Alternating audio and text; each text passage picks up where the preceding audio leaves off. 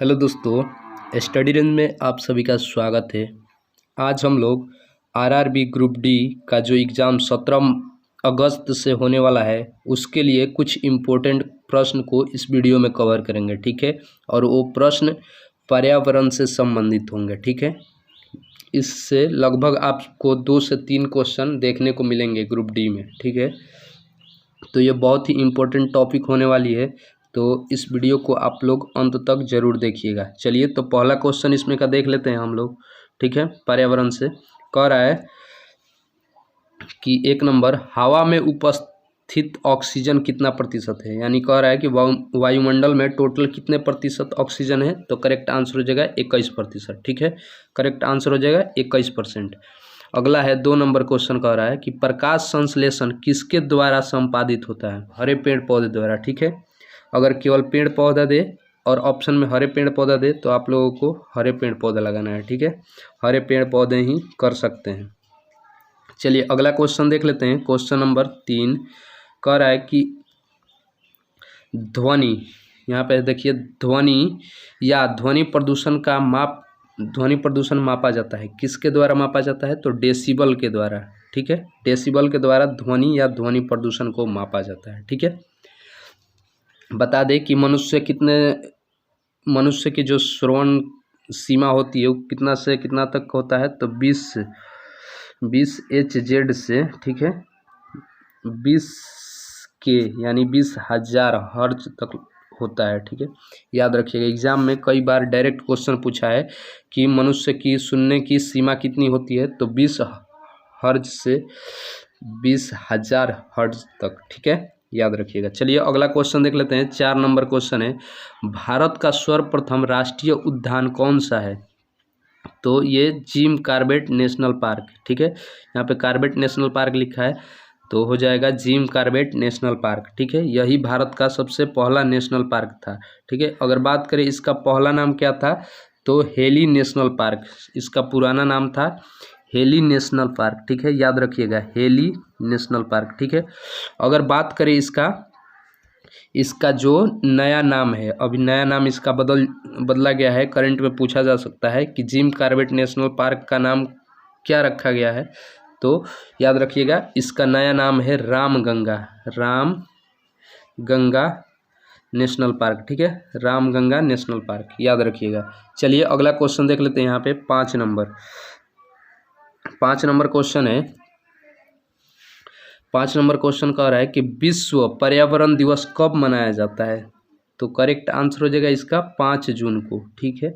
आप लोग दिवस से जितने भी क्वेश्चन हैं, जितने भी दिवस है उसको याद कर लीजिएगा। इससे क्वेश्चन आप लोगों को जरूर हर शिफ्ट में क्वेश्चन मिलेंगे, ठीक है। तो विश्व पर्यावरण दिवस 5 जून को मनाया जाता है, याद रखिएगा, ठीक है। विश्व मजदूर दिवस 1 मई को मनाया जाता है, ठीक है, लेबर डे। विश्व योगा दिवस कब मनाया जाता है, तो 21 जून को मनाया जाता है। ये सब याद रख लीजिएगा आप लोग, ठीक है। चलिए अगला क्वेश्चन देख लेते हैं। 6 नंबर कह रहा है कि एलपीजी का संक्षिप्त रूप क्या है। मतलब एलपीजी किसका संक्षिप्त रूप होता है। तो liquefied petroleum gas, liquefied petroleum gas, ठीक है।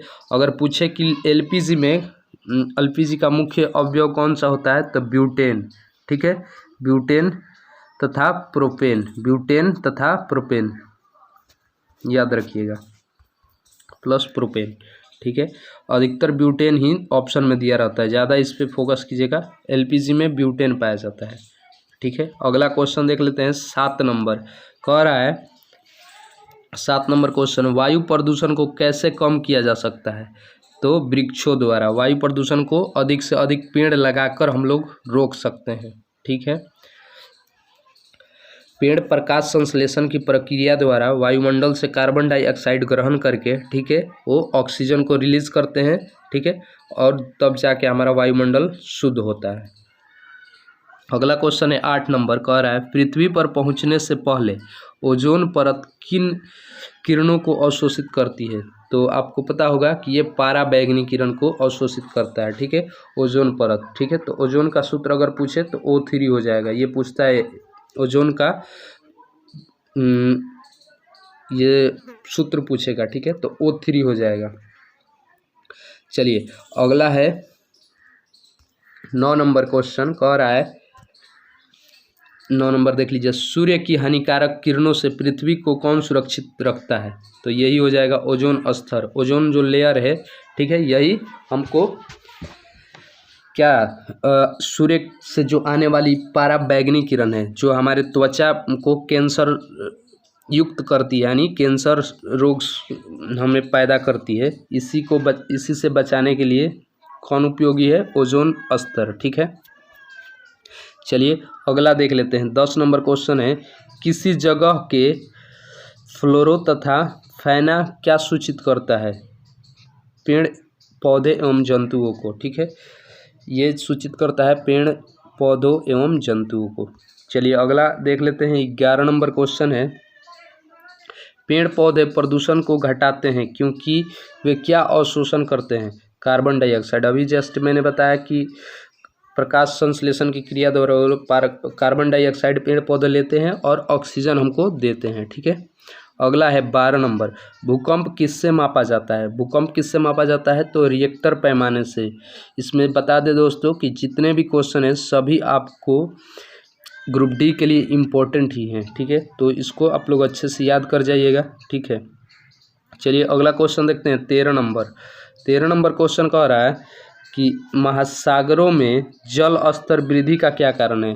तो आप सभी को पता होगा कि दिन प्रतिदिन क्या हो रहा है कि हमारे पृथ्वी का तापमान, जो पृथ्वी का तापमान है वो बढ़ते जा रहा है, जिसके कारण बर्फ़ पिघल रहे हैं, ठीक है। तो ध्रुवीय प्रदेशों में बर्फ़ का पिघलना, या ऑप्शन में ऐसे भी दे सकता है ग्लोबल वार्मिंग, ठीक है, ग्लोबल वार्मिंग, तो करेक्ट आंसर भी हो जाएगा ग्लोबल वार्मिंग। अगला है 14 नंबर, कौन सी अंतर्राष्ट्रीय संस्था पूरे विश्व में पर्यावरण की सुरक्षा की देखभाल करती है? तो यूएन, ठीक है, यूनाइटेड नेशन, ठीक है, याद रखिएगा। अगला क्वेश्चन है 15 नंबर कह रहा है कि लवण जो जल का अवशोषण करता है क्या कहलाता है? तो हाइग्रोस्कोपिक लवण, ठीक है। अगला है 16 नंबर क्वेश्चन, किसी नदी के प्रदूषण स्तर की माप की जाती है? तो नदी की प्रदूषण स्तर की माप कैसे कीते हैं? तो BOD से, ठीक है, BOD। चलिए अगला क्वेश्चन देख लेते हैं। क्वेश्चन नंबर 17, वायुमंडल की सबसे ठंडी परत कौन सी है? वायुमंडल की सबसे ठंडी परत कौन सी है? तो मध्यमंडल। ये जो मध्यमंडल होता है सबसे ठंडी परत होती है, ठीक है। अगला है 18 नंबर, भारत में प्रोजेक्ट टाइगर की शुरुआत कब हुई थी?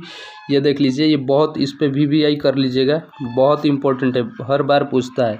तो ये 1973 में टाइगर प्रोजेक्ट शुरू किया गया था। अगर पूछे टाइगर स्टेट किसे कहा जाता है? तो MP, मध्य प्रदेश को, ठीक है, मध्य प्रदेश को टाइगर स्टेट के नाम से जाना जाता है, ठीक है, क्योंकि वहाँ पे सबसे ज़्यादा टाइगर मध्य प्रदेश में है। अगर पूछे कि सबसे ज़्यादा वन किस राज्य में है? तो ये MP ही हो जाएगा, ठीक है, याद रखिएगा। जितने भी मैं फैक्ट्स बता रहा हूँ डायरेक्ट एग्जाम में पूछे जा सकते हैं, तो इसलिए आप लोग कॉपी कलम पे लेकर नोट कर लीजिए, ठीक है। अगला देखते हैं 19 नंबर क्वेश्चन कह रहा है कि किस राज्य में गल्फ ऑफ मन्नार मेरीन राष्ट्रीय पार्क स्थित है? तो ये तमिलनाडु, ठीक है, तमिलनाडु, मन्नार की खाड़ी वहीं आसपास में है, तो ये तमिलनाडु हो जाएगा, याद रखिएगा। चलिए अगला देखते हैं। अगला क्वेश्चन है 20 नंबर, कह रहा है कि किस एक प्राणी को किसान का मित्र कहा जाता है? तो ये केचुआ हो जाएगा, ठीक है, केचुआ को किसान का मित्र कहा जाता है, ठीक है, क्योंकि ये, इसका कारण भी है क्योंकि ये नीचे की मिट्टी को ऊपर लाते हैं जिसमें ज़्यादा ह्यूमस होता है, इसके कारण ये मिट्टी को उलटते पलटते हैं, इसी के कारण इनको किसान का मित्र कहा जाता है, ठीक है, याद रखिएगा। चलिए अगला क्वेश्चन देख लेते हैं। 21 नंबर कह रहा है कि पर्यावरण को बचाने के लिए चिपको आंदोलन से कौन सा राज्य जुड़ा हुआ था? तो ये हो जाएंगे उत्तराखंड राज्य जुड़ा हुआ था। और बता दें कि चिपको आंदोलन से जुड़े थे सुंदरलाल बहुगुणा, ठीक है।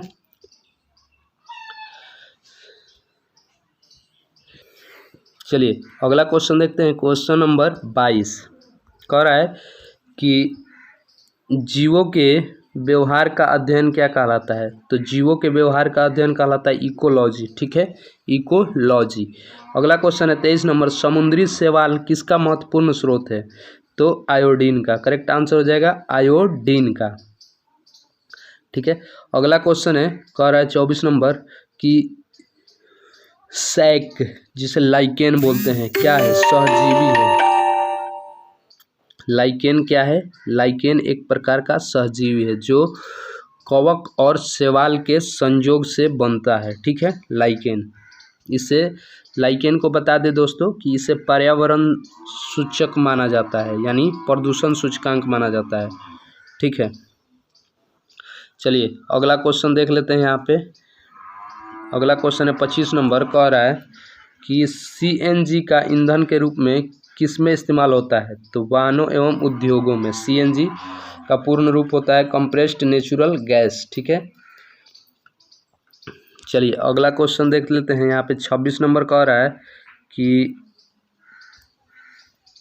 सीएनजी का संक्षिप्त रूप मतलब ये अभी जस्ट आप लोगों को बताया कंप्रेस्ड नेचुरल गैस। ऊपर मैंने बता दिया था सीएनजी का पूरा नाम है ये कंप्रेस्ड नेचुरल गैस। ठीक है, अगर पूछे सीएनजी में क्या पाया जाता है तो मीथेन पाया जाता है, CH4। ठीक है, मीथेन पाया जाता है, याद रखिएगा।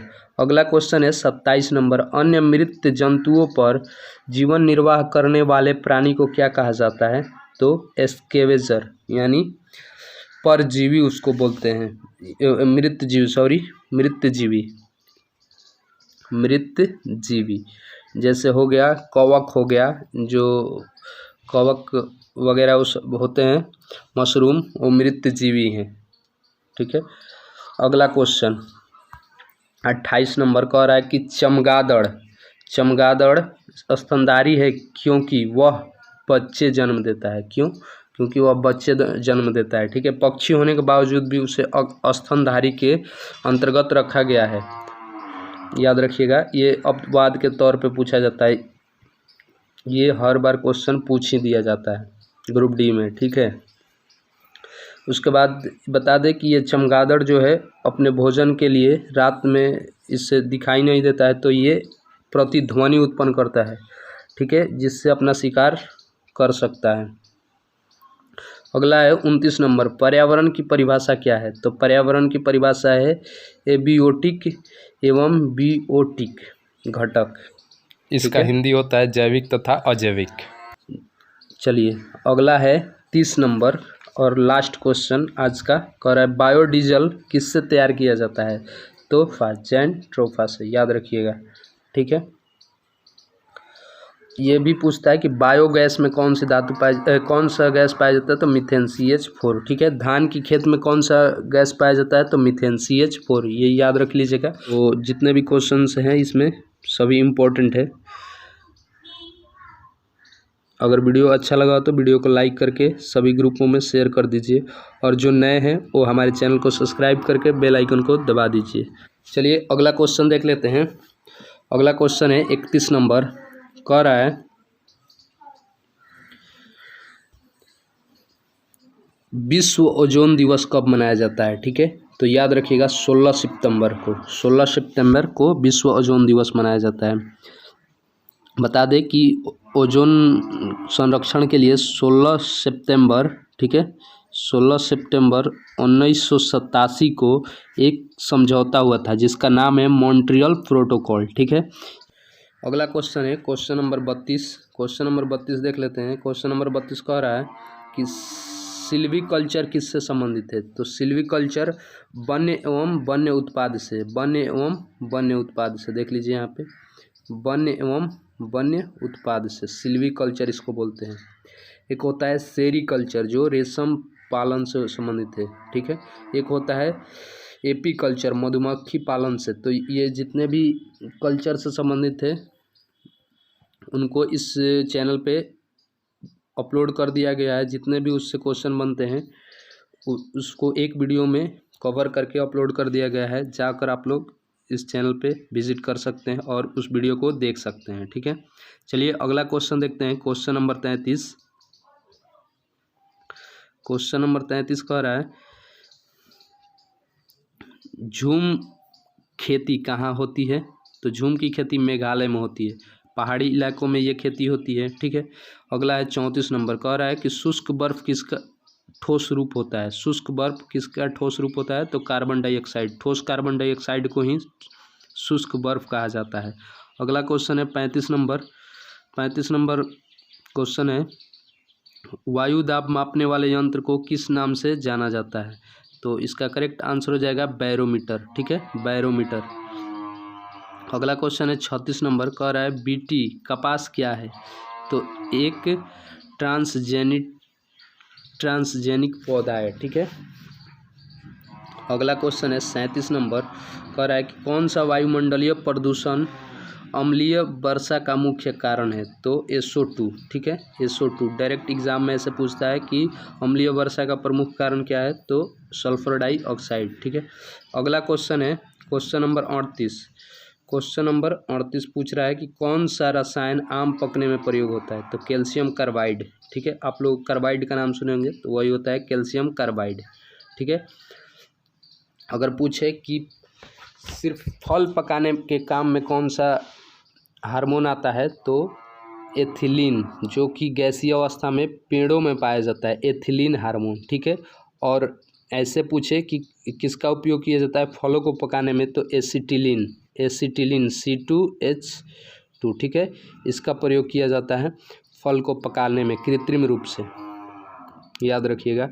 चलिए अगला क्वेश्चन है 39 नंबर, कौन सी बीमारी दूषित जल पीने से फैलती है? कौन सी बीमारी दूषित जल पीने से फैलती है? तो देख लीजिए, इसका करेक्ट आंसर हो जाएगा टाइफाइड। टाइफाइड जो है दूषित जल पीने से फैलती है। अगला क्वेश्चन है 40 नंबर, कह रहा है कि पौधों में जल का अधिग्रहण किसके द्वारा होता है? तो जल, ज से जाइलम, ज से जल, तो जाइलम जल के अधिग्रहण के लिए उत्तरदायी होता है। ठीक है, और खाद्य पदार्थों के लिए बता दें कि फ्लोएम होता है, फ्लोएम।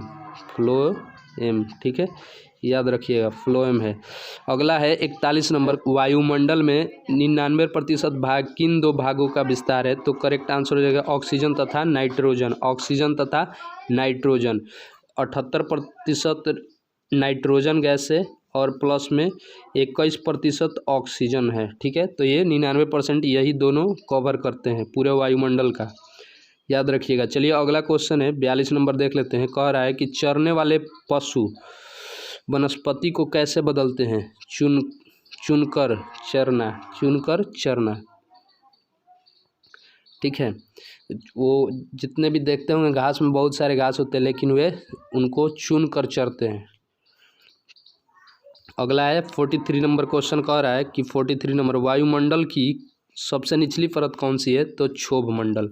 वायुमंडल की 5 परतें होती हैं। ठीक है, उसको याद कर लीजिएगा, बहुत ही इंपॉर्टेंट क्वेश्चन है। क्षोभ मंडल, समताप मंडल, आयन मंडल, मध्य मंडल और बहिर्मंडल। ठीक है, ये 5 मंडल जो है बहुत इंपॉर्टेंट है, याद रख लीजिएगा इसको। चलिए उसके बाद देखते हैं यहाँ पे 44 नंबर क्वेश्चन कह रहा है कि पृथ्वी के वातावरण की सतह में ओजोन पाई जाती है स्ट्रेटोस्फीयर। ठीक है, आयन मंडल में। ठीक है, सॉरी संताप मंडल में ये पाई जाती है, संताप मंडल। स्ट्रेटोस्फीयर मतलब होता है संताप मंडल। क्षोभ मंडल में क्या होता है, आप ये यहाँ पे होता है मौसम संबंधी जितने भी घटनाएं होती है ये क्षोभ मंडल में होता है। आयन मंडल में क्या होता है, रेडियो की जो तरंगे, ध्वनि तरंगे, ये सब जाके क्षोभ मंडल में होती है। सैटेलाइट वगैरह आयन मंडल में रहते हैं। ठीक है, और संताप मंडल में बता दें कि संताप मंडल में ही आपको देखने को मिलेगा जो हवाई जहाज उड़ती हैं वो सभी। अगला है 45 नंबर। 45 नंबर क्वेश्चन कह रहा है कि इकोसिस्टम की सही परिभाषा क्या है? तो जीव समुदाय और उसके वातावरण का संतुलित तंत्र, यानी इकोसिस्टम का सही परिभाषा है कि जीव समुदाय उसके वातावरण में जो संतुलन बना रहता है वही है इकोसिस्टम की सही परिभाषा। ठीक है, अगला है 46 नंबर देख लीजिए। कह रहा है कि राष्ट्रीय पार्क किस राज्य में स्थित है? तो गुजरात। गिर राष्ट्रीय पार्क गुजरात में है। ब्लैक बक और याद कर लीजिए, गुजरात से संबंधित ब्लैक बक गुजरात में है, ठीक है। ब्लैक बक भी गुजरात में ही है, याद रखिएगा। चलिए अगला है, यहाँ पे देख लीजिए 47 नंबर का आ रहा है, चिपको आंदोलन का प्रणेता कौन था? तो अभी जस्ट ऊपर मैंने बताया था इस क्वेश्चन को, सुंदरलाल बहुगुणा। कहाँ से शुरू हुआ था? तो उत्तराखंड से, उत्तराखंड, याद रखिएगा, ठीक है। चलिए अगला क्वेश्चन देख लेते हैं, 48 नंबर, इंसुलिन की रासायनिक प्रकृति क्या है? तो प्रोटीन। इंसुलिन एक प्रोटीन है, याद रखिएगा, इंसुलिन एक। और इसको बता दें कि ये कहाँ से निकलता है? तो ये अग्न्याशय के बीटा सेल से निकलता है, बीटा सेल, ठीक है। इंसुलिन की कमी से कौन सा रोग होता है? तो चिनिया रोग होता है, जिसे शुगर बोलते हैं, ठीक है। डायबिटीज़ भी बोलते हैं इसी को। अगला क्वेश्चन देख लेते हैं यहाँ पे 49 नंबर, याद रखिएगा 49 नंबर का आ रहा है कि जैविक समुदाय में प्राथमिक उपभोक्ता कौन होते हैं? तो शाकाहारी, ठीक है। प्राथमिक उपभोक्ता को ही शाकाहारी कहते हैं, ठीक है। और उत्पाद को क्या कहा जाता है? जो पेड़ पौधे होते हैं उसे उत्पाद कहा जाता है, उत्पाद, ठीक है। उसके बाद प्राथमिक उपभोक्ता, उसके बाद द्वितीयक उपभोक्ता, उसके बाद तृतीयक, ऐसे आते हैं, ठीक है। जैसे देख लीजिए आप, ये घास हो गया, ठीक है, ये घास हो गया, ये उत्पाद के रूप में आ जाएगा, ठीक है। इसको बकरी खाएगी, ये हो गया प्राथमिक उपभोक्ता। इस बकरी को क्या कौन खाएगा? बकरी को शेर खाएगा, ठीक है, शेर हो गया द्वितीयक उपभोक्ता, ठीक है। शेर को कोई और खा जाएगा, चील वगैरह, ये चील, शेर जब मरता है तो चील खा जाएंगे, तो हो गया तृतीयक उपभोक्ता। ऐसे चलता रहता है, ठीक है। खाद्य श्रृंखला इसे बोला जाता है, ठीक है। इसका संस्थापक, खाद्य श्रृंखला के संस्थापक कौन थे? लिंडेमान, या उन खाद्य श्रृंखला का जो ये सिस्टम दिया था लिंडेमान ने ही दिया था, याद रखिएगा। चलिए अगला क्वेश्चन देख लेते हैं, यहाँ पे 50 नंबर का आ रहा है कि दही निर्माण हेतु कौन सा सूक्ष्मजीव उत्तरदायी है? तो लैक्टोबैसिलस जीवाणु। यहाँ पे देख लीजिए बैसिलस लास्ट में लगा है, इसका आकार कैसा होगा? तो बेलनाकार ऐसे होगा, ठीक है, याद रखिएगा, बेलनाकार। बैसिलस जिसमें आ गया वो बेलनाकार होगा। जो ये बैक्टीरिया होते हैं वो 4 प्रकार के होते हैं, गोलाकार, बेलनाकार, कॉमा और सर्पिलाकार, जो रिंग के आकार के होते हैं। इतना याद रखिएगा, इससे भी क्वेश्चन पूछा जा सकता है। चलिए तो आज के लिए बस इतना ही, मिलते हैं अगले वीडियो में। जय हिंद, जय भारत।